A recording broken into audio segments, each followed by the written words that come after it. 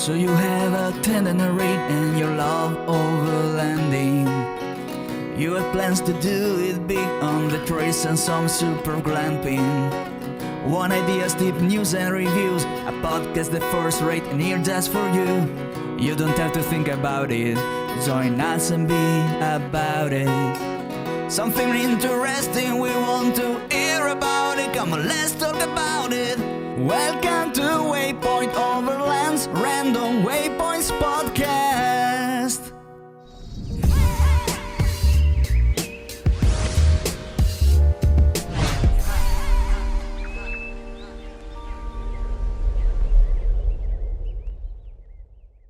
Sponsored by Midland, communication for every adventure, the industry leader in radio communication technology and innovation for over 50 years. Sponsored by MyMedic. Sponsored by Tembo Tusk. Sponsored by Shower Pouch. Sponsored by DeMoss Collective, mission built and made for mobility. Sponsored by BrewTrek. Sponsored by Hard Impact Designs. Always remember, the opinion you follow should be your own.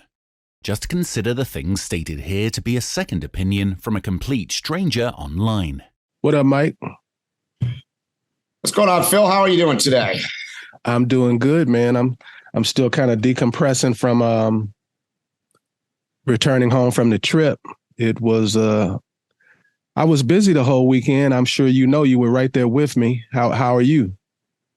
Same, ditto. It was a long trip to east to west coast and then back from west to east. And the weekend is always full of adventure and always busy, obviously. So I'm not sure I've recovered yet, actually. It's because we're talking today. It's Thursday, right? So I just got back on Monday night, really, actually Tuesday morning, really.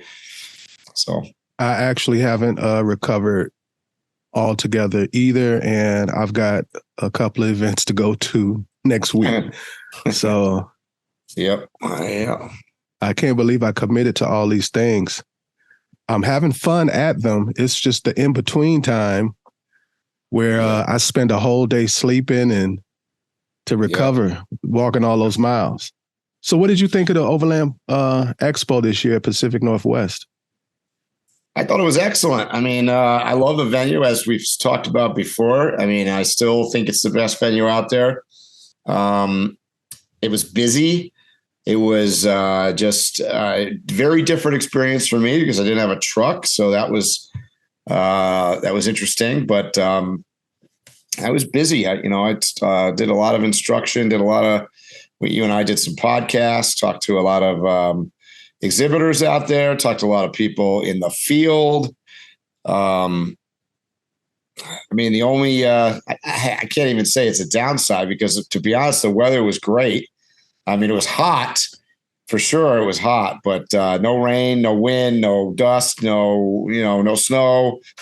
So all in all, I'll take that. Yeah, I'll never complain about a hot summer day.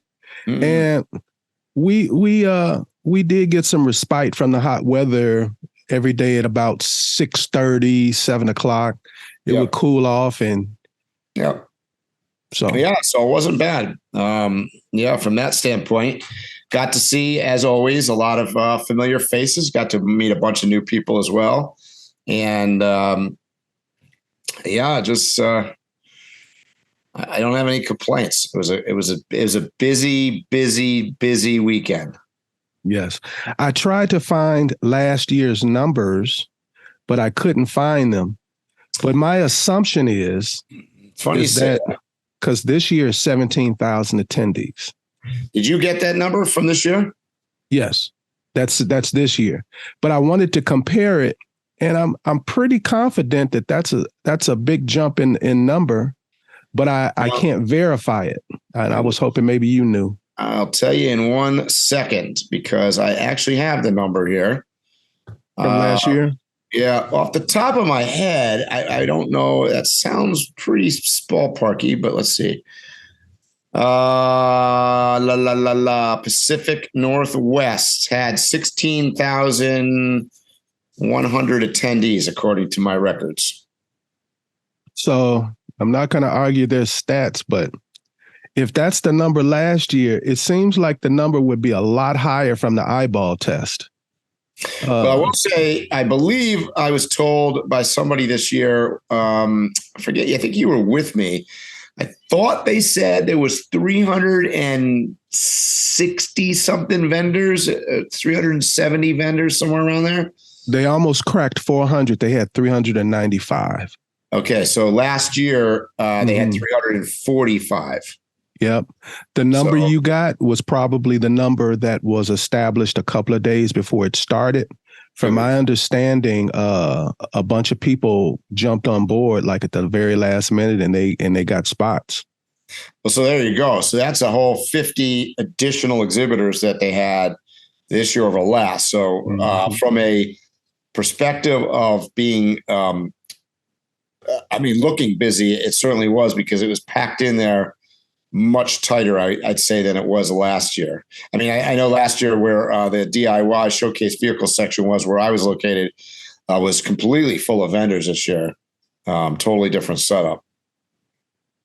That's the right words. Totally different setup. If you were expecting what you saw the previous year, it was a different vibe, different do-it-yourselfers.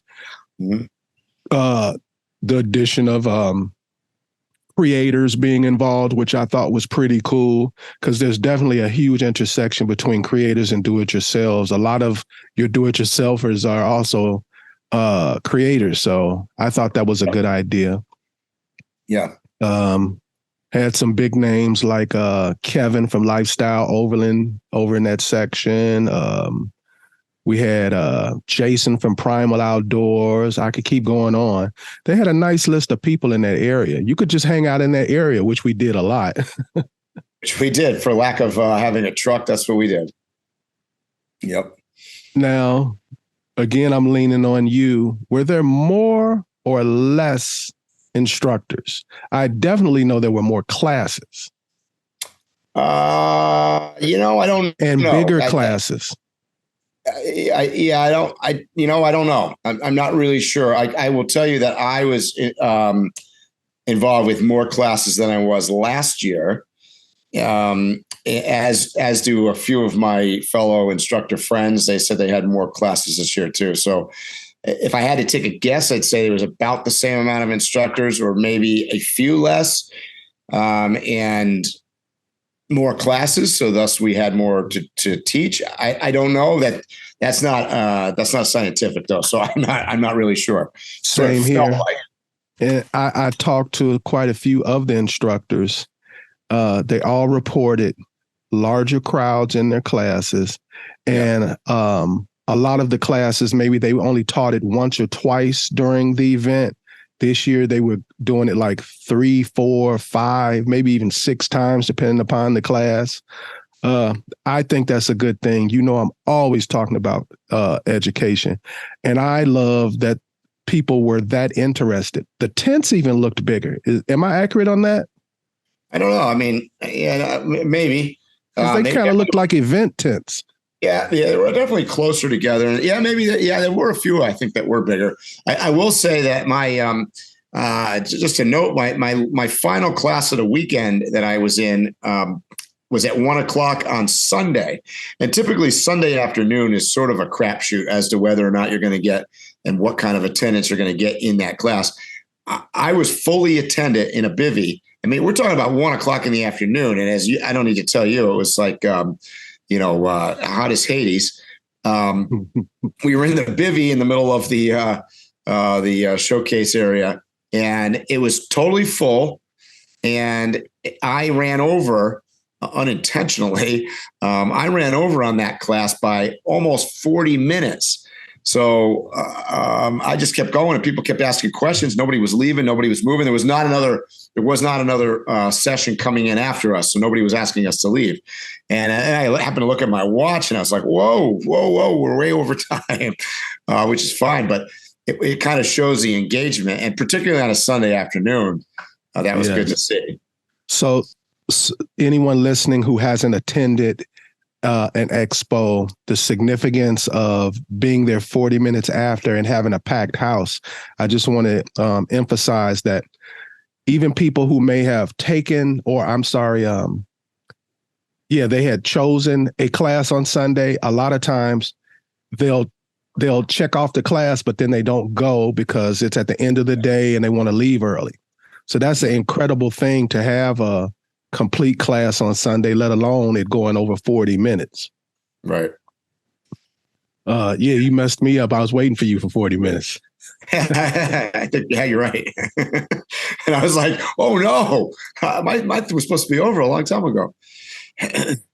And we always talk about West being like the most international of them.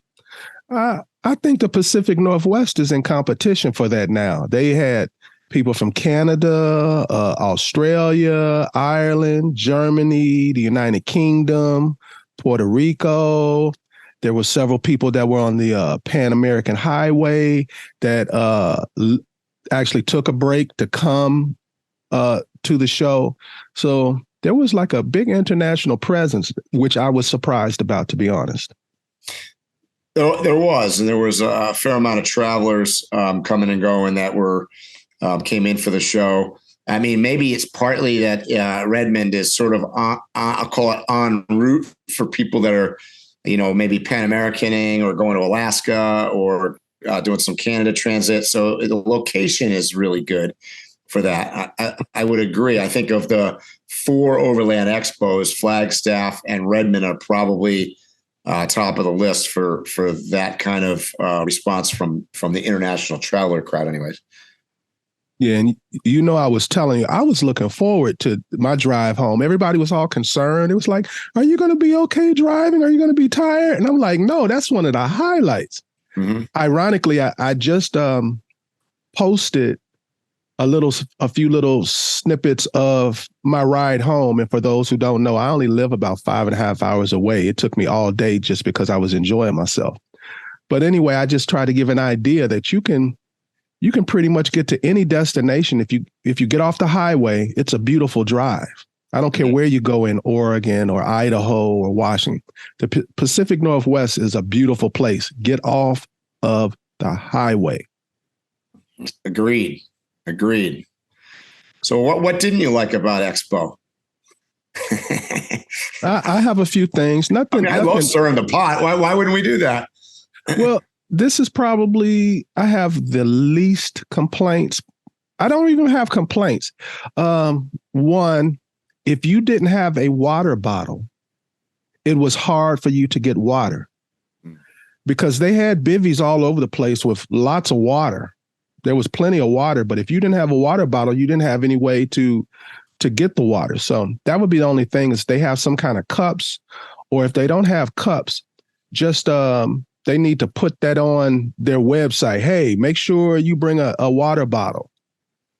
Or maybe we can get a exhibitor out there to put some water bottles in the swag bag when you get it. I like that. I think about that as being a cyclist. Almost every cyclist event I've ever been to, you get a water bottle inside your your goodie pack when you check in. So I just thinking about that. Then nobody would have an excuse, and we would be, not having to throw away waste products that way. Yeah, but other than that, I liked the bivvies because there was always plenty of water. There was always plenty of chairs, and you know how it's set up. So it also got you out of the sun. So the other complaint they couldn't do anything about is, boy, was it hot. Oh yeah. I mean, when I was super busy, I wasn't as focused on it, but boy, I'll tell you, when you had like about 2 minutes in between something and you just stand there and you're like, wow, it's hot. I meant to stop by a couple of the awning vendors to see how business was going. Cause if you didn't have a awning on your vehicle, oh boy. Speaking of that, I talked to Brian at Tempo Tusk, and he said that they totally sold out of all the scuttles they brought, which was a lot. And I think he said that they didn't sell a single fire pit, and which I laughed because, it was the opposite of like Expo West, where they sold just a ton of fire pits because, cold at night. So the fireplaces are definitely a sign of how the weather is going. And usually at night, you look around and every group of people that are camping, there's a fireplace going. I didn't see not one fireplace going. No way. No. But the weather was so beautiful at night. It was just right. It wasn't too hot. It wasn't too cold. And then later on in the night, it would get a little cooler. So if you were sleeping there, I'm sure you got a great night's rest. Right. Yeah. Yeah. My only complaint, I'll throw it out there. I think I would like to see something modified about the do-it-yourself area of vehicles, because I think that's so crucial to this kind of event. I think there's so many people that come to this event to see exhibitors, and largely why are they looking at exhibitors? They're looking at purchasing products because they're building something on their truck. So for me, the do-it-yourself area is key to this event. In fact, I can't tell you how many people came up to, because I'm generally located in there. I can't tell you how many people came up to me and asked me, as newbies, where do you recommend going to see? Where should I start at the show? And I would tell them, go to the do-it-yourself area, see what other people have built, different ideas. The range always is, from big trucks like mine to Jeeps to ambulances to you name it. So my complaint it centers around a couple things. One, I think it should be a little bit more central. I felt that this year was even more, I don't know what the word, not farther out. I don't know. It felt like it was pushed to the side farther even than last year. And last year it wasn't by any stretch in the middle of the event either.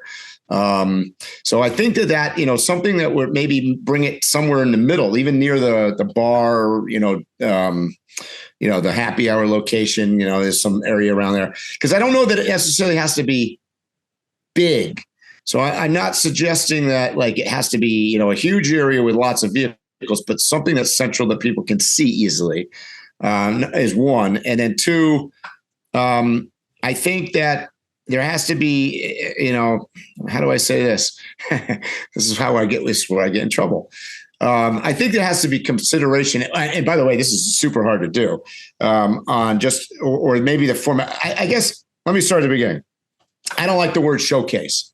The Overland Expo has used that as far as back as I can. I think it's always used that. I don't know what that means. Showcase vehicle. I hate that word. It's kind of like I hate the word, van lifer or whatever. I prefer nomad, because it kind of tells you more about what's going on. Showcase vehicle. What does that mean? That could be SEMA, right? That could be just a truck with a bunch of parts on it, looking fancy. And that, I don't think that's what people are looking for in that section anyway. So the DIY, I like do-it-yourself / creator, because oftentimes, those things go hand in hand.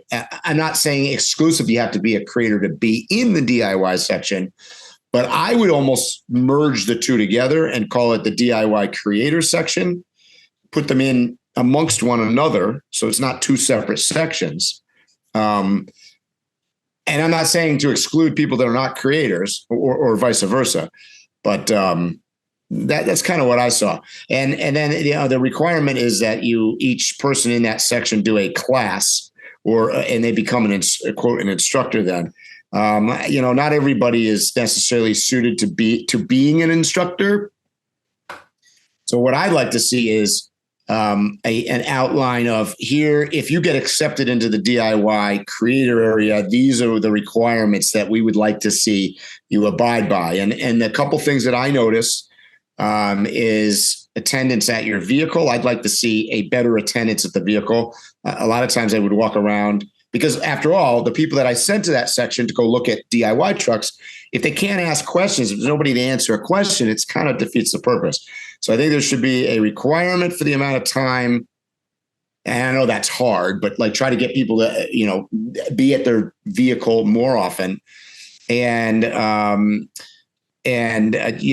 think that's where it's at for me. And maybe forget about the fact that they've got to teach a quote organized class about it, because that becomes hard. And just try to get, some more rules in place and an explanation as to what we expect them to be doing when they're in that section. These are the things that people may be looking for, and maybe even make it organized where there's a sign that says, these 14 vehicles are in here.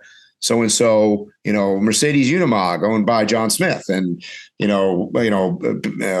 badass brunette, blah, blah, blah. And, she's here as a creator and / DIY. This is what she's driving, and kind of something like that.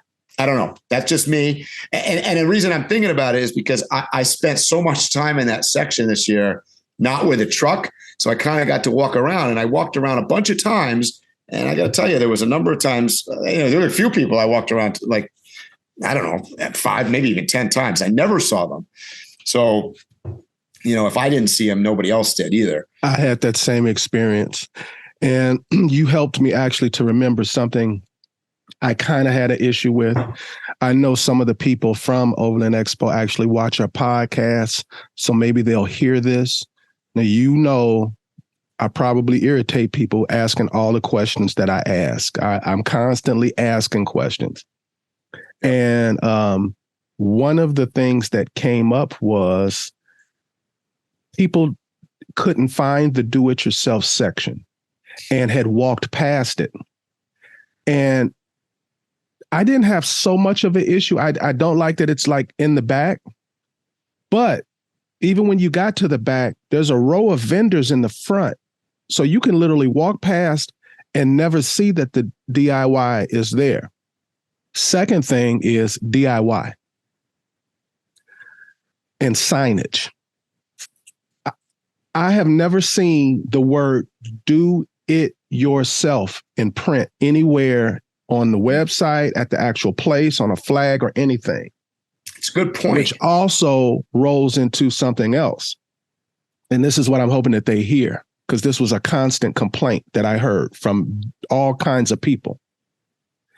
Overland Expo's signage was the least visible of all the signage.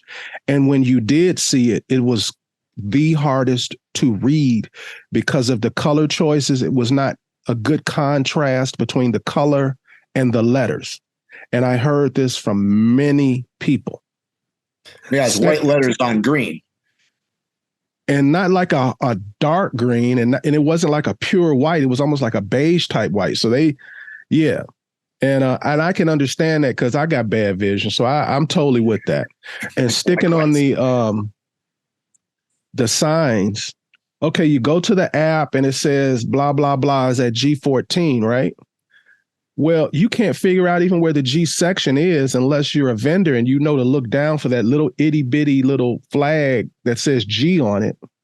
So there needs to be signage, at least for the sections. At least you get me to the section, I can figure it out. Mm-hmm. But I think it should be a notable flag for the section. And once you go into the section, each vendor should have a very visible number. Because I didn't even, how I used to go around and get little snippets from the different vendors, and they'd be like, hey, I'm blah, blah, blah, and I'm in G whatever. Well, I stopped doing that because people would be like, I tried to find them. So. No, yeah, because you must be talking Japanese at that point. If you say G23, that means absolutely nothing to most people. Now, there is an app. The app is pretty good, honestly, if you go through it, and maybe because I go to a instructor meeting and listen to it, and we go through it, and I probably get it at a much higher level than your average participant or even a vendor for that matter. It would be super nice. We talk about this. We've been talking about this for a couple of years to have geo tracking on it, where you can, it'll track and send you there. You are here. Would be awesome. Yeah, you are here. So, I mean, obviously there's room for improvement on that. But I think it's the combination between the app, and maybe that's training people or putting more signage up and telling them at check-in, there's an app. Get this app. You're going to be lost without it. You know what I mean? Like that's the start. It's the training part. Go ahead. And I think they should even do like a little video. They have a video for everything they do. That's true. Do a quick little 15-second video for that. Yep. That's true. You know, and then, like you said, each section, maybe they could make it, you know, I don't know. I mean, I've run events before, so these are the things, and I get it. I don't take this the wrong way. I mean, I've done this before. It's hard as hell, you know. So you know, and it's something. But the problem is sometimes it's hard to see the forest through the trees, because when you're involved in the plan and the layout of it, obviously you understand it at a much higher level. So sometimes you forget. I know I've been guilty of that before, where you know I'll be like, this is not that hard, guys. You know, it's like it goes around it. Yeah, it's hard if you weren't involved in it. Oh no, we tend to think that like our complaints are the only complaints. Yeah. And, no. Well, between me and you, we pretty much know everybody who is working and running and putting this thing together, and we barely talk to them during the event because they are so busy. It is not an easy job. It is not a simple job. Even though you're probably responsible for one thing, well, that one thing has many, many webs. Yeah. Yeah. And so shout out to what they've done. It's easy to come look at something and with hindsight critique it. And that's exactly what we're doing. If they do everything I tell them to do, I got another 20 I could probably pop up whenever well, yeah, or something else will pop up, you know, because we complained about the green the banners with white writing, and next, you know, it'll be purple with something else we can't read right, or be different, or who knows. But I think they can stick with green and white, but it needs to be like forest, dark, rich green, and it needs to be pure white so that there's contrast.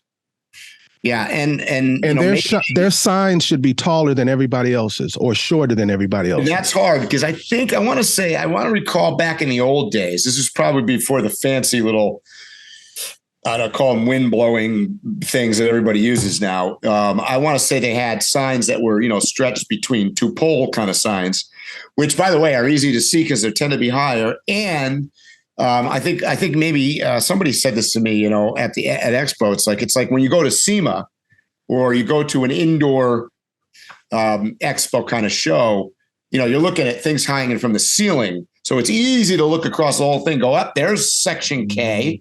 I can see it, right?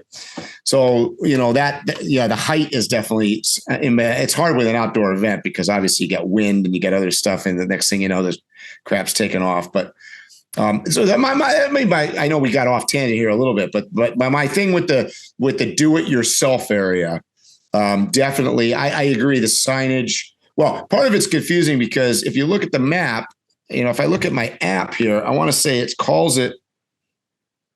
I think it calls it showcase, or there's too many words. That's the thing is, it's just like DIY or do it yourself, or showcase, or, you know, creator.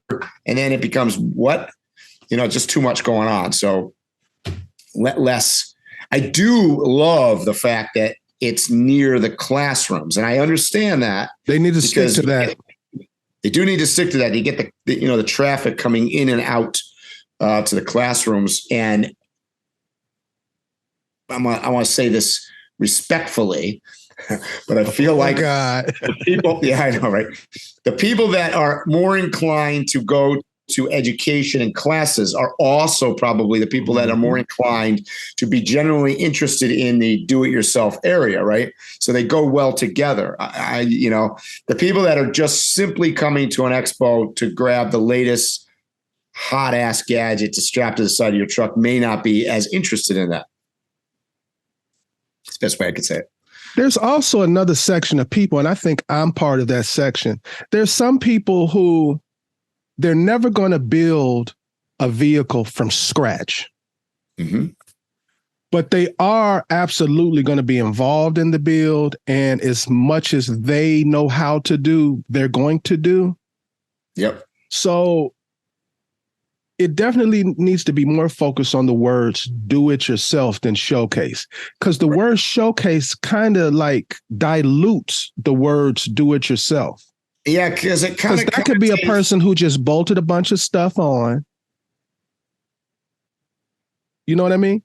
Which, by the way, is most of the do-it-yourself area is not built from scratch, right? I mean, you had Toyotas and you had Jeeps and you had vehicles that were obviously didn't necessarily build the whole truck. and they bolted things on. They added, in rooftop tents and custom fridge slides and things like that. So, that to me, I agree. Showcase gives me the whole showcase, sends me to SEMA.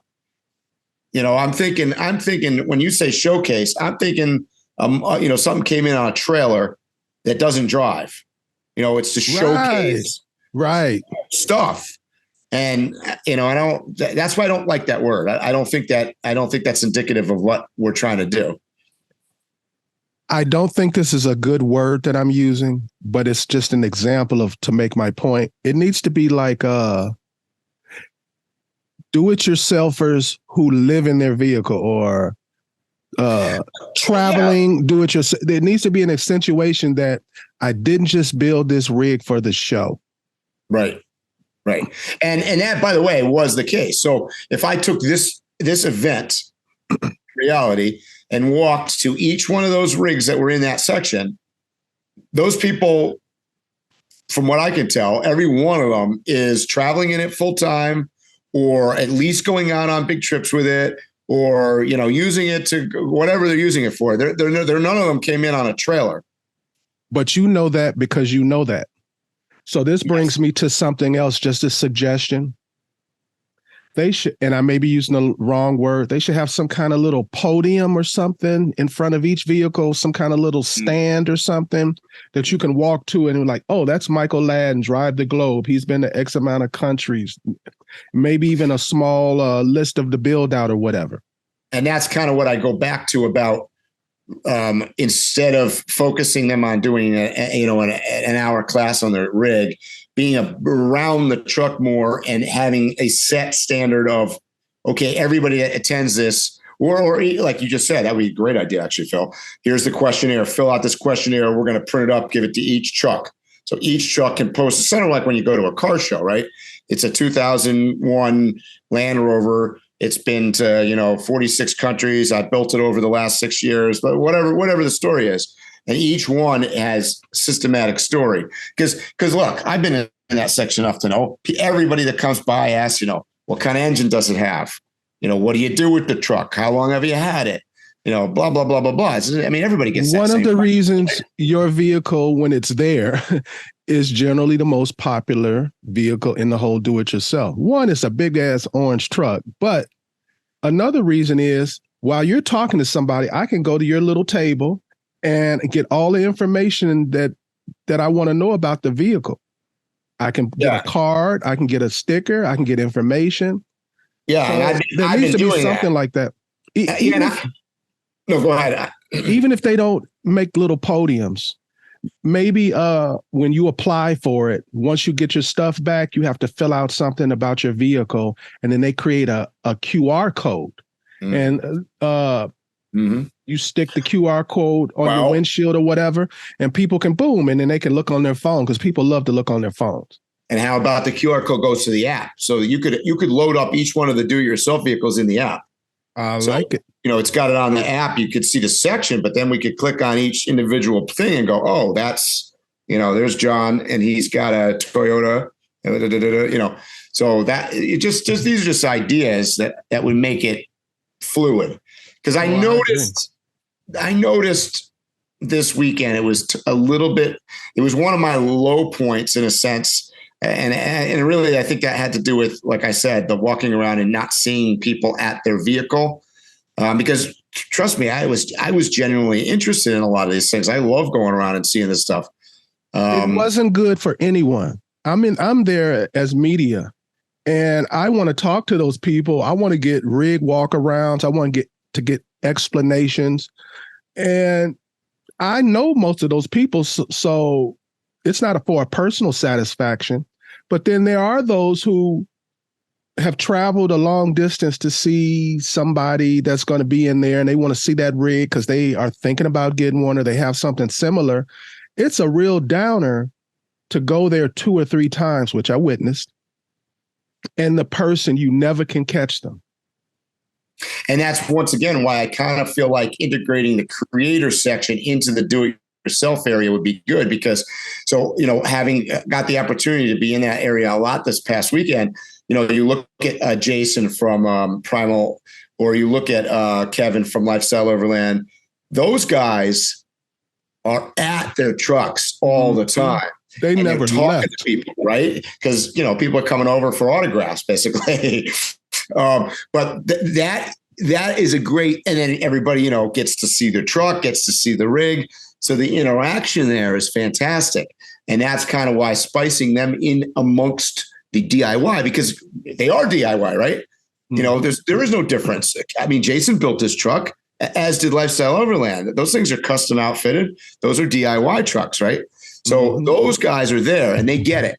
And the contrast is like, so they're like what you would find from a vendor. You're not going to Dometic or going to, Go Power or going to Tempo Tusk or anybody and not having anybody at the table.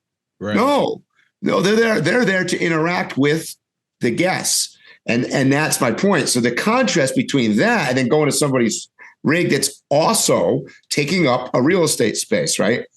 No more than Tempo Tusk is taking up a space at that in a general community, as is a truck in the DIY area. So, I would like to see the same thing instead of a big contrast, like, and I get it. You go to a vendor, they're there to sell. They're going to be there. They're going to be, some of them are, damn near used car salesmen, I get that. I understand everybody's not overt. They're not social or whatever you want to call it.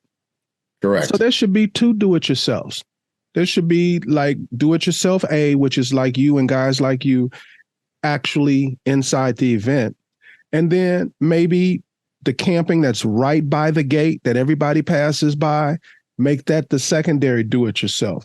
This is a place where you put your vehicle, you lock it up, you camp. People can walk around and look at it, and you don't even have to be there. That's interesting. You could have like a DIY camping. You've got like premium camping. You've got. I thought you had family camping area, but apparently I found out I'm wrong on that. I thought there was like a quiet section or a family area. There is, to my knowledge, there is a. I thought there was. Maybe that was in the old days. I don't remember. And there's Northwest Overland Rally. There's moto areas. There's there's different areas. You could have like a DIY sort of camping area. And like you said, it's kind of where you put a collection of those vehicles, but not people that want to put the extra effort in to stand there. And like you said, maybe they're not that social to be there all weekend. Those are the people that are going to get into the do-it-yourself area inside because that's an application process. It's a whole different thing to get inside there. You know what I mean? So that's an idea. That's a good idea, Phil. I like that. Yeah, because there was one vehicle that I showed you. I don't want to say the sex of the person or what kind of vehicle, because I don't want to, bring the spotlight on them like that. But they were there by the vehicle, but they were not good at explaining really about their vehicle. They didn't have that kind of energy level or whatever. But it was a vehicle worth looking at. And that person would have been perfect in a situation where they weren't required to do it. I almost felt sorry for the person. They were you could tell this was not their thing, but their vehicle was absolutely worthy of being there. Yeah. And like you had said earlier, maybe they could have done it easier if, like you said, there was a podium or whatnot in the front that had the details on it that was done for them already, some aids that help them. And to go back to, I know I'm harping, to go back on what I said earlier about not necessarily having them do an hour-long presentation on their vehicle, that definitely scares people. That personality type is not, they're going to be panicked for hours upon hours getting ready to talk to people that might show up with their truck because it's not their personality type. They're afraid. So, that's another thing to consider, and that might either A, limit who applies, or B, just make the whole thing more stressful, which doesn't help on the presentation side. So anyways, we'll probably talk enough about the DIY. The only reason I think a lot about that, because I do think the do-it-yourself thing is critical to that event, because I do think that, as particularly when you look at a number like this, so I'm looking at a number over here, you said there's 17,000 attendees and 395 exhibitors. So think about that. So that's close to 400 exhibitors in a, how many exhibitors per attendee, so obviously there's a large demand because every vendor turns into a DIY, right? You buy something, you're inevitably going to do something with it. Right. Right. So I think that's a critical part of the show. And just so you know, 17,000 attendees divided up by 395 vendors comes out to about 43. There you go. So good thing you came up with that, because my math skills are, boy, I don't even think they let me go on the podcast. Oh, thank God for calculators. Yeah. We've been all day trying to figure that number out. And wait a minute, I don't even know about calculators, because we've used calculators for food when we're throwing parties, and it never works out for us. No, we get back and go, okay, now how many slices of cheese are we supposed to have? How come that don't match? Like I thought, remember the one year we had 4 times the amount of cheese than we were supposed to, because we just completely botched it up. Oh, we couldn't serve you a double cheeseburger, but we could give you a double cheese. That's right. Yep. Anyways, so yeah, as far as that, no, I mean, that's the only thing I noticed about the event from that standpoint. But other than that, everything else was, right on point, I think. I mean, it was just, you could nitpick lots of little things, but in general, the staff works their butt off. Absolutely. It's organized as hell, really. Okay. Well, the only other thing was, which they admit it was kind of messed up, and I think it was a screw up, but the check-in for the instructors was like somewhere off in what I call the Serengeti. I mean, not just the instructors, because I had to go there too. I know, that's right. Your media did too, right? Oh my God. We had now granted, maybe we need to work out a little bit more, but we had to take a golf cart back. There was no making that after we got there in the heat. There was no making it back. That was so funny, because we went over there as a group, and I think we got a pretty macho group, But when he said, "Would you guys like a ride back?" we sounded like a choir. Yes. Yep.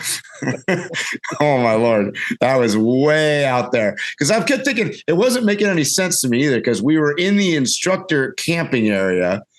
And then they're like, well, the instructor check-in is over there. And I go, well, that's the farthest away you could get from the camping. That can't be right. There's something wrong here. It was away from Overland Expo. I know. Oh, too funny. That was funny. That was, whatever. That was fine. But I know things like that happen. But yeah, the Deschutes Expo Center is a beautiful, if you've never been there, it's a beautiful grounds. It has room for expansion, as we could find out, because I suppose you could expand the event out that way. It had a lot of room, grass. It's like almost a golf course grass. So, I mean, that part is super nice. And that's one of the biggest compliments they got that I heard repeatedly, that they liked the grass in camping. Yeah. I've never heard compliments about grass before, but it was a nice thick grass. Yeah. And it absorbed any kind of rain or a beer drop or whatever. It was good on the feet, and there was no dust. I don't recall getting any dust at any moment during that whole event. I'm sure there was some dust, but I didn't experience it. I didn't see any dust. Food truck game is great. I mean, I would expect that anyways, probably from the Pacific Northwest, but the food truck game was great. Let's talk about that, because I don't think the food trucks get enough love at Pacific Northwest. Now, we did a what would you call it last year? We did. We ate all the food from every food truck last year for a video. Yes. That's what it was some good food. We actually started out making a big mistake, because we were eating everything they were serving us, and we had to eat it all. Yeah, this year I probably went to maybe 4 different food trucks, maybe 5. All good. So yeah, I mean. So what was your favorite? Oh wow, my favorite. You know what? So I went to the Mexican one. I cannot remember the name. It's got a cool name, cool logo. They go to all the Overland Expos. The black truck. Yeah, the black truck. Yep. That they make the best quesadilla you're going to get. I mean, it's huge. I went to the stir fry place with you and got a bowl. I got a steak and cheese at the place around the corner there. I can't remember the name. That was killer too. And I went another place too. Oh, I got the corn dog. I had maybe not so healthy, but had a little breakdown. Had to have a quick corn dog. Those corn dogs are excellent. Yeah, they are. A good dog. It was almost like a sausage. I mean, it was real quality meat in it. Yeah. And I had mine with they put some kind of syrup on mine. Yeah. And mustard. Yeah, and I good. never thought of syrup and mustard together, but boy, did they work on this corn dog. Yeah, it was good. So my favorite was the yakisoba. That's the noodles. The noodles. Yeah. They were new to the event and they were busy the whole time. I saw their little cartons of noodles everywhere. It was also impressive to watch because they had like a walk that was, I don't know, probably 3 or 4 feet wide, right? And they were making, and what I liked about it, being in the restaurant business, they didn't overdo the menu, right? They only had like 3 things on the menu. Keep it simple, stupid. Put it out, boom. That was your choices. Basically, they had chicken or vegetable, like, a vegetarian and a chicken one. And then boom, out it goes. Oh, boy, it was good, though. Really. And really the good. Mexican place that you mentioned, like you said, they're at every event. So if you're going to the next event and you're looking for this truck, it's the black truck with the name you can't pronounce. Right, gold writing. And it's funny because not only can I forget how to pronounce it, I forget what it means because I know that the English translation, it's in Spanish. It's not neither here nor there, but it's something like that. I don't remember. I can't remember the English or the Spanish. Yeah, because the only reason I don't know the name is because every time I see it, I'm like, what is that? What is I don't know. I don't know how to pronounce it. Yeah. We're going to have to, let's make a point of the next one going and getting them to tell us how to say it and tell us what it means in English because I forget. I agree with that because the food is notably delicious. Yeah. So and they deserve their name said. Yeah. And they're friendly. And they're the only ones that had Gatorade that I could find. And I'll tell you what, it got so hot out there, I needed some Gatorade. So I want to make a point of talking about the Overland Expo Foundation. Mm-hmm. People were really giving up the money. They got over $15,000. And, they do a raffle. Eva is the person who does the raffle. It was exciting as usual. I loved seeing people giving and receiving. And I just wanted to talk real briefly about the Overland Expo Foundation because Overland Expo is obviously vendor-centric. People come in to look at stuff like that. But they have the Overland Expo Foundation that actually gives back. They actually make a concerted effort to look for those that are starting out, that they feel like it would be good to help them out on their journey. And they need to be noted for that. And if you don't want to give any money, still go to the raffle because it's like one of the most happening events in the whole 3 days. The other thing that's worth noting is at the end of the year, that their show, what is it called? I want to say showcase. Here we go. It's not showcase. No, it's not. The truck and the motorcycle get auctioned off on Bring a Trailer, and the proceeds of that go to the Overland Expo Foundation as well. So I would imagine that happens after Overland Expo East.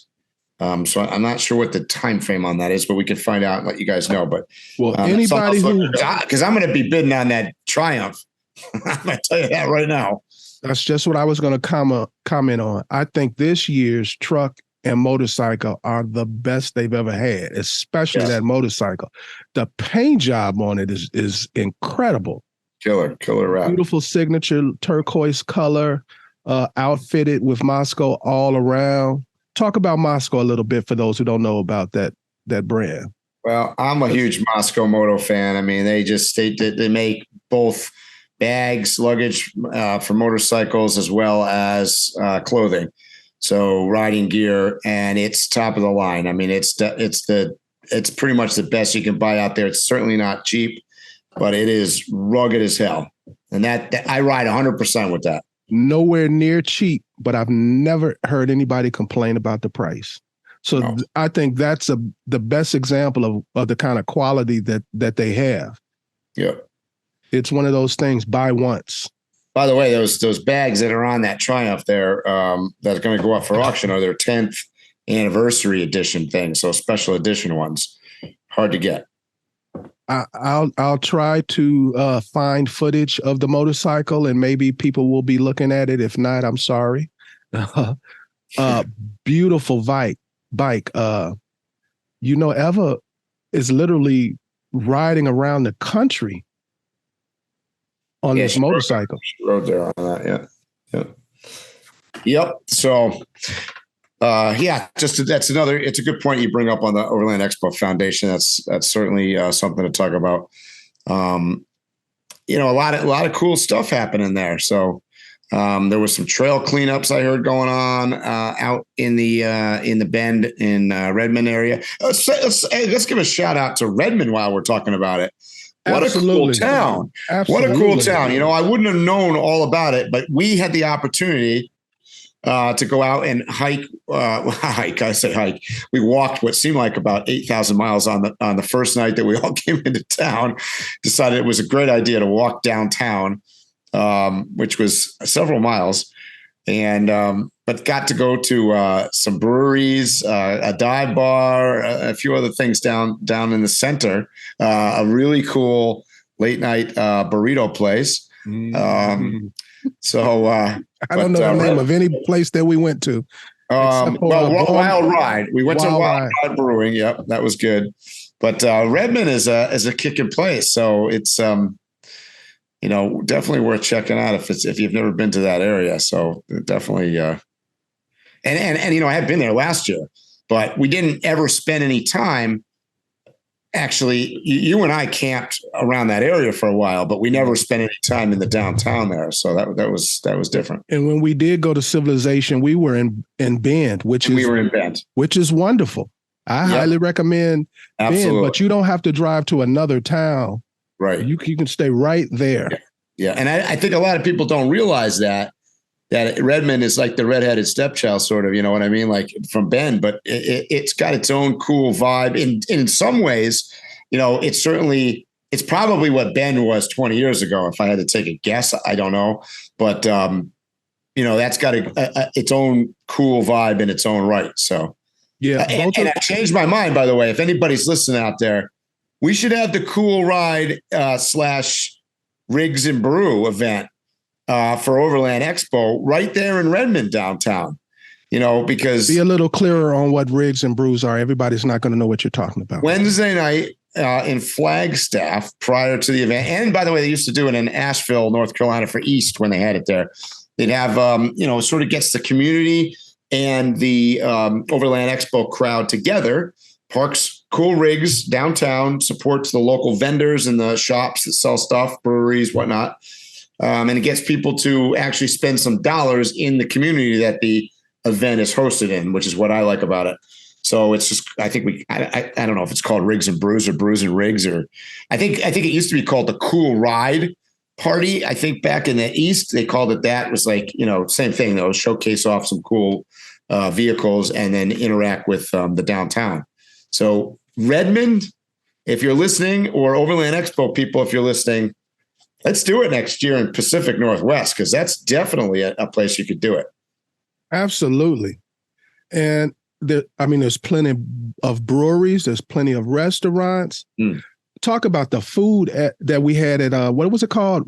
Brews and Ride? Wild Ride Brew has I don't know, maybe 6 food trucks there. Right. So it's a brewery, and you can sit inside or outside, but attached to them, they have like a food truck park. Mm-hmm. And every food truck, our hardest thing was, what do we eat? Because it was something good at every one of these trucks. It wasn't like hot dogs and hamburgers. It was really good food. Yeah. Well, we had, if I'm not mistaken, we had a bowl. We had noodle bowls there too, didn't we, Phil? I think I did. I had a noodle bowl, and I think I had chicken too. I ate Candi. Those guys had some pizza from another truck that looked killer. And it wasn't a regular pizza. No. It was like an upscale pizza. Yeah. So anyways, just throw that out there. Thanks to Redmond and to the local community. It was great. The gas stations ran out of ice. They ran out of cash. Because so obviously there was interaction with the town because, we were hunting out. We went to that one gas station. They were out of everything. Mm-hmm.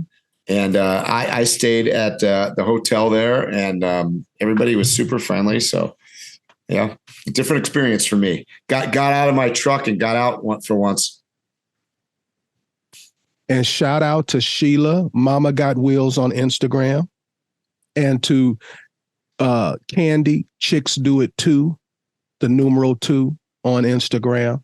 They were pretty much our running buddies all weekend. We had a great time with them.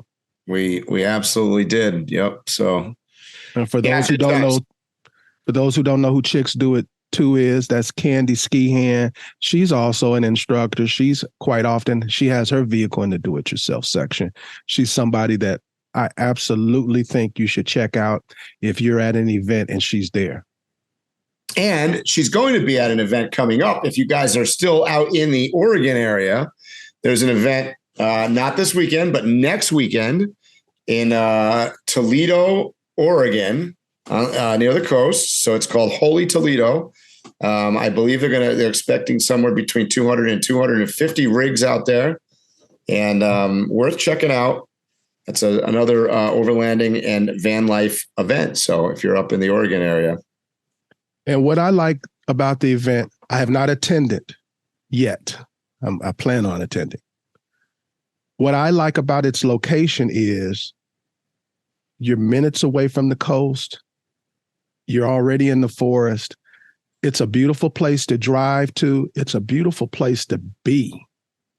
So you know how I am. I don't just think about the event. I think about getting there and leaving there, making a trip of it.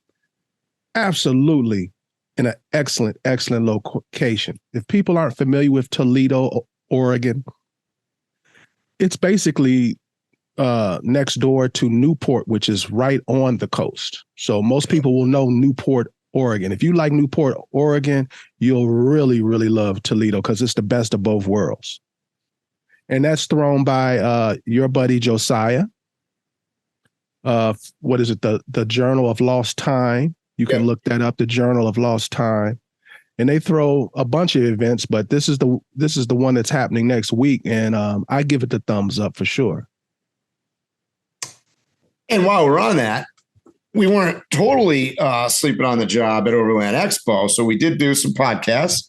And one of the esteemed guests that we had on our podcast, I say one because there were a number of people on that one podcast, but is Josiah, who we got to interview. And that'll be coming to you guys at some point in the future, right after we get done editing it, both of us. We're laughing because if you think sometimes Phil and I can get off the rails, no. We're pretty much straight-laced on the rails all the time compared to that podcast. Oh, he was off the planet. Yeah. So we have to do some editing, possibly. Otherwise, not only will we get kicked out of well, pretty much everything, probably Oregon and the United States and maybe Overland Expo and a few other things. So yeah, we've absolutely got to edit it, or else it'll be a lot of do or silence. I'm not going to lie to you. It was a good time, and it was a good interview. And we got some special guests on that. In fact, I don't know how many special guests. We probably had a good 10 special guests on that one podcast alone. Yeah, I'm going to go out. I'm going to venture to say that might be the biggest podcast in Overland history. Yep. Everybody was just regular people walking up. Oh, I don't want to spoil it. That's right. So that was good. We also had the opportunity to do a podcast with Eva from Overland Expo, from Naked and Afraid fame, from motorcycle BDR world fame. You're going to like that podcast as well. So that also is coming up. And this fall, she is doing the Rebel Rally, and we'll be talking more about that at a later date, because there's a lot to talk about that event as well. I agree. So just so you know, Eva's is going to come out first. Okay. So this will be afterwards. I'm thinking about this coming out the day after, actually. I don't know. We have to talk about it. Phil's in charge of scheduling. So I'm just talking to you guys. I don't know when we're going to be talking about it, but always excited to get them out there. Well, both of these are both Overland Expo centric. Right. So they got to come out. Yeah. So I'm thinking Josiah's will be out sometime between 2030 and 2035. Right when some of the FCC laws change. That's right. Yeah. Right. We need a bunch of laws to change first. That's a good point. Oh boy. So yep. If you were going to explain Overland Expo Pacific Northwest to somebody who was like, I heard about that, in 20 seconds, how would you explain the event? I would say cool area, cool vibe, place to go to suck in information in the overlanding, nomadic, traveling world. And it's got a little bit of everything for a lot of different personality types and a lot of different backgrounds and people that have just a broad group of outdoor interests. It's too late for change. Overland Expo is the name, but I'm kind of getting like you, where Overland is becoming more like a misnomer. I wish we'd come up with some word that's all encompassing. Because when you actually meet the people, it's all encompassing. Everybody's not an overlander, and everybody's not a nomad or. Well, when I grew up, it used to be, we're going to go camping. I mean, right. And in my case, my dad we had this old, I just realized it was orange, and I don't know if maybe that was burned into my brain. Maybe that's where my connection to orange comes from. But we had this old breaking news. We had an old orange. I'd have to find a picture of that somewhere. Old orange Volvo station wagon. And I'm talking about the old Volvo that was built like a tank. Box. Yep. And we had that. We would load everything up, put crap on the roof.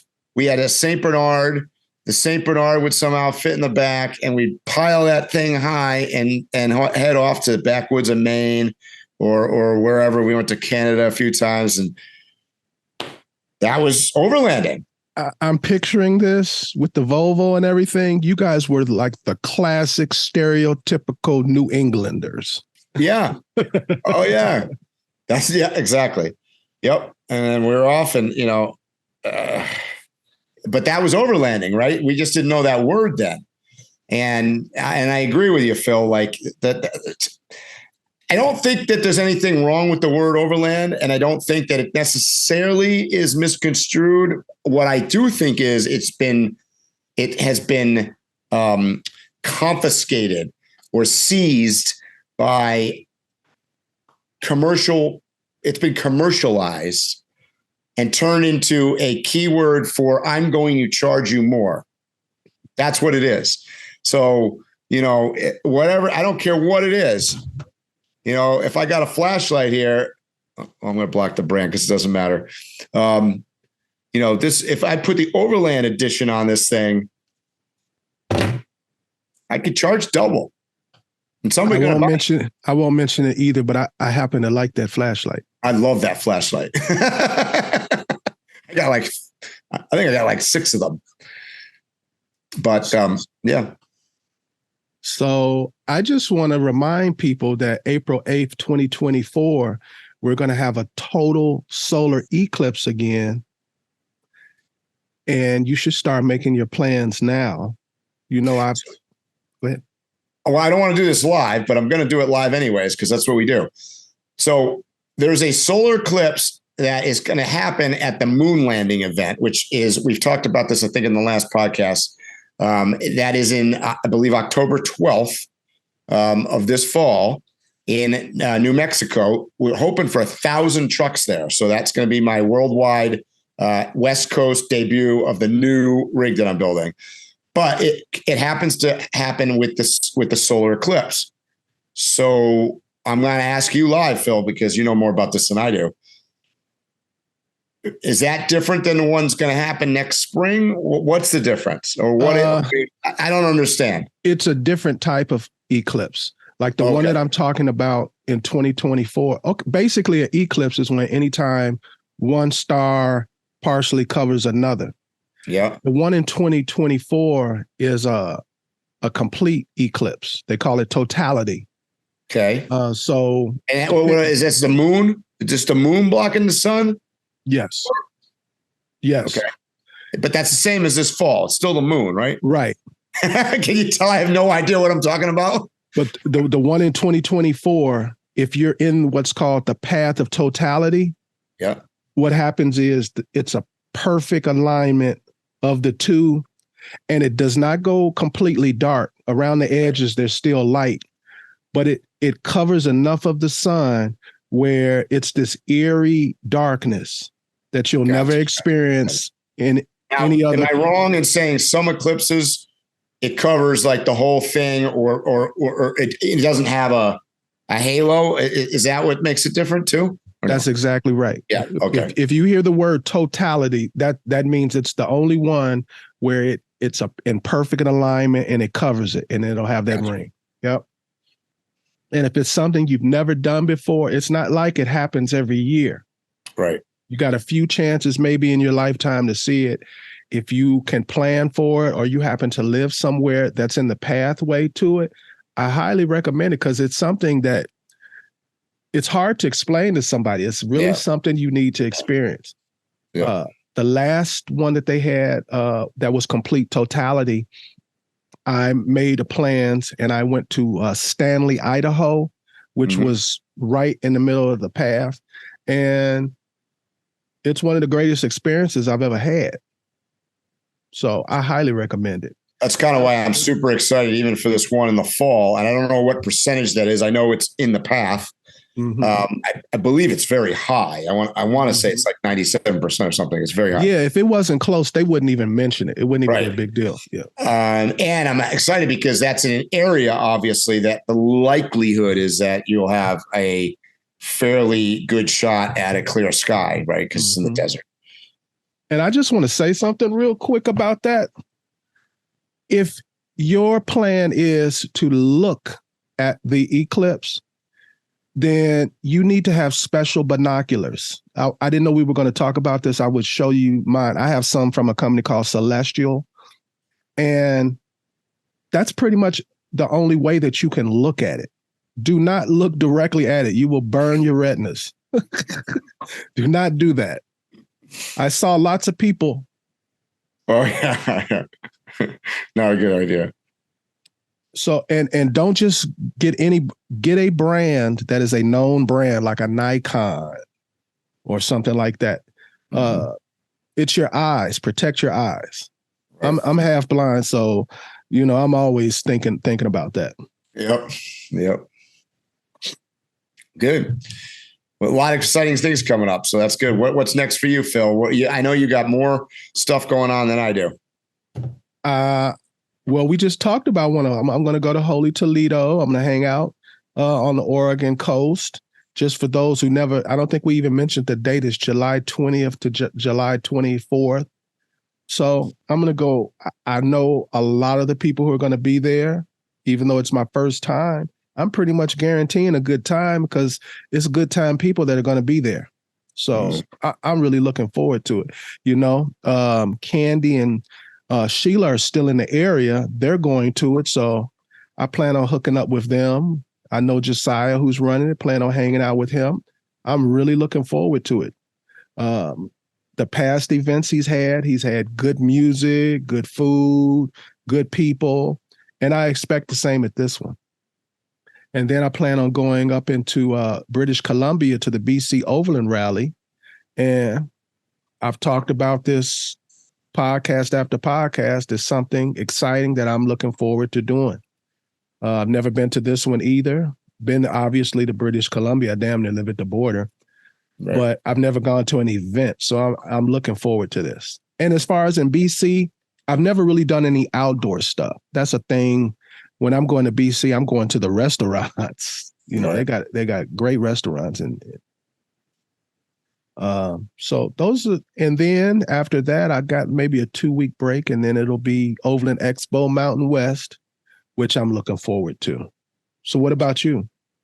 I have a embargo on events right now because I am building my house, aka the next Overland expedition rig. So I got an embargo you put on yourself, right? That's right. That's right. So I'm if you guys could see what my place looks like right now, I'm in a condo, a vacant, unfurnished condo, basically in Connecticut, and it is full of IKEA cabinets, toilet, just, you know, my sinks, my air conditioning, the microwave oven. I mean, you name it, it's here. Parts, lights, all sorts of stuff. So the truck is at paint right now, and because I'm taking advantage of that, I'm just basically I'm trying to build it almost backwards. I'm trying to make sure I have every single thing that I need. So when I have the truck and I'm here, I can be installing. So I'm at it, because I know it sounds like I have a lot of time, because it's what's today, the 13th? Yep. 13th of July. And I want it done by the end of August. That's going to be, I'm going to have to stay up till 3:00 in the morning a bunch of days to get that to happen. So I don't have any events planned. I may be at Overland Expo in Colorado, Mountain West, but I have not confirmed that. And that because that occurs at the end of August, as I get closer to that, I will assess my situation as to whether I'm in deep trouble getting the truck done, or I'm actually doing well and I can afford to take 5 days off. I got a question for you, Mike. I don't have a rig, or no, I have a rig. I'm really new to this overlanding thing. I've never gone to an event. Why would I go to Mountain West? And don't give me the normal stuff like the training and stuff like that. I don't even know if I want to take training. I really don't know that much. Why would I want to go to this thing? Am I going to have a good time? You're going to have a good time. I think that's a given. I think I've never not had a good time at any one of them, regardless of where it was located. Looking at the just numbers alone, essentially, with the exception of Overland Expo West, which is double the size, the other 3 Overland Expos all have approximately the same amount of attendance, approximately the same amount of exhibitors at them. They're all ballparking in the same scenario. Mountain West has the same, essentially the same kind of setup as Pacific Northwest, as a circle sort of thing. So, I mean, the expo that it's located at the ranch is very similar. So, and obviously there's a big population in the greater Denver area. So there's a lot of people that are fairly local to that. So if you're local, you got no excuse. Right. And you mentioned local. So you give me your opinion on this. Pacific Northwest, Mountain West, and East are similar in what you see.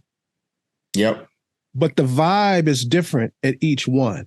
There's a Pacific Northwest vibe, there's an East vibe, and there's a Mountain West vibe. And they're different. They're not different in any kind of negative way. It's just the local vibe seems to pour into the expo. Would you agree with that? Yes, I would agree with that. Yep. So if you're a listener and you've gone to one of these events and you're like, oh, let me go to another specifically because I want it to be exactly like the others. Well, structurally, it'll be the same, classes and stuff like that. But if you're going for the exact same vibe, no, it's going to be that vibe. And it should be something you look forward to. Right. That's what all of this is supposed to be about. You traveling and getting new experiences. Yep. So that's my summer right now. And as hot as it was in Oregon, I will tell you that it's just as hot and more humid here in Connecticut. Well, it's beautiful outside right now. I don't know what the temperature is, but it's not hot here. You know, it's about a 5.5 hour drive from there to my home on the highway, that is. And that 5.5 hour drive, it's a total temperature change. Yeah. That's just that's the coast, right? Mm-hmm. Drop something on the floor here. Okay. Yeah. So I want to mention something to you, and you tell me what you think about this. This is kind of sort of political. Don't panic. Here we go. So in Albania, the Hoysa River, which is like the longest river that they've got, don't ask me the details. It's like maybe like, I could be wrong on the numbers, but it's like 1,200 to 1,700 miles long. It runs through the whole country. They turned the river into a national park. Now, let me be specific about this. They didn't just turn the river into a national park. The land, the whole way, is a national park. So there's no fight over water rights. There's no building your resort and making money off of it or anything like that. It's totally controlled, and it will always be there. And 100 years from now, the experience will be somewhere in the ballpark the same. I'm sure there'll be some change. Right. I think that the U.S. should steal that idea. Now, we have idea. like the new River Gorge, and that's why I was so specific. I'm sure people heard that originally. And like, we have a national park that's a river, New River Gorge. Yeah, but it's just the river. Mm-hmm. It's just the river.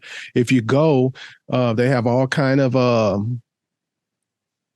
businesses and activities and private land along the way. So I could see issues. Well, they have issues now, but I won't get into those, but they're not big ones. And I can see bigger issues down the road. I think that the U.S. should adopt the idea of certain rivers being national parks. And the New River Gorge wouldn't be my first one. It would be the Colorado River. Considering how long it is, that's more comparable to the one that I just described. Thousands of miles. Water rights is a very big issue. There's the use and the misuse of the land and the water. I think it's an excellent idea, even though, you know, I'm a person that tries to get as far away from government control of things.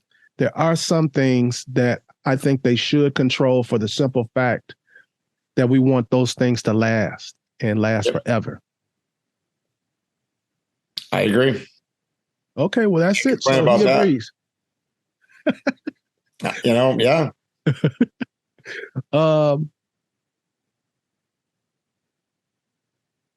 Did I mention I was going to do the BC Overland Rally? You did. Okay.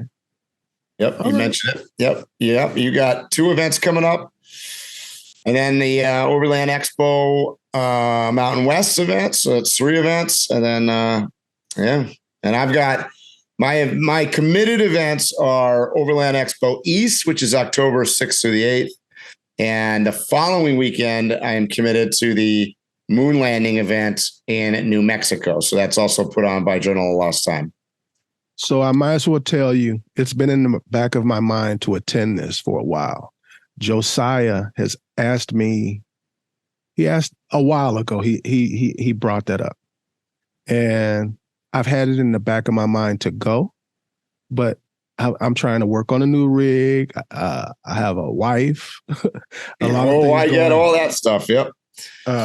But I'm at like 80% that I'm going to be at the event. So you'll probably see me there. I've just heard too much about it. And I don't think it's in a dark sky area, but I know it's like close borders to it. So if you look at their website, it's actually a beautiful area. It's like 2 hours west of Albuquerque, south of I-40. It is in Navajo land, and it borders the dark sky. So it is right there, and it is directly in the path of the solar eclipse, which I believe is on that Saturday. And very, very, very, very briefly, could you tell people what a dark sky park is if they don't know, and why would they want to go?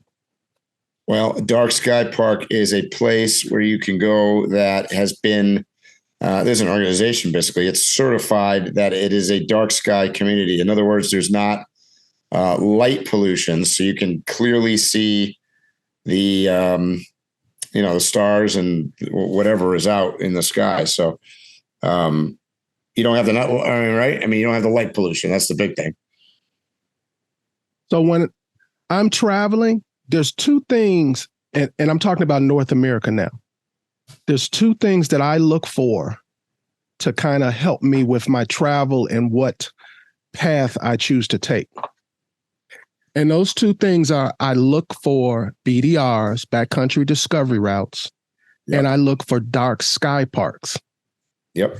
And if you align your path to a majority of those, I'm guaranteeing you, I don't care where you're going throughout the North America, if you're predominantly using BDRs and traveling through dark sky parks, you're going to have 24/7 eye candy on your trip. Yeah. So that's one of my little shortcuts that I use on how I navigate a trip. I just looked on the website here. So we're talking about the moon landing event. It's at what they call, ironically, the name Skyview Park, New Mexico. Mm-hmm. And it is 2 hours west of Albuquerque and about an hour south of Gallup. It's on a mesa overlooking the El Morro National Monument and bordering the International Dark Sky Park. Mm-hmm. So that is where it's located. It is in the desert. And I know from speaking with Josiah, he is anticipating close to 1,000 vehicles for that. So it's a big event. Right. That I just want to see that with my own eyes. Which, it was almost unbelievable to me until this year when I went to one of the other events that Journal of Lost Time puts on is the Escapar a la Baja, which is in just outside of La Paz in Playa Tecolote in the Baja Peninsula. And that had, I believe, at grand total had about 1,200 vehicles. So it was mesmerizing. It was amazing how many people show up. And that's 1,000 miles south of the border. You know what I just thought about? Josiah throws a bunch of events, right? This is an indicator of how off the rails our podcast was. I don't think we ever mentioned any events that he throws or anything like that. No, because generally speaking, I would say all the events are politically correct and they're fairly calm. No, they're not calm, but they're they're not pushing everybody's button. Whereas everything that we did on the podcast pushed a button, I think. So what's nice and what I can tell you in advance is we offended you.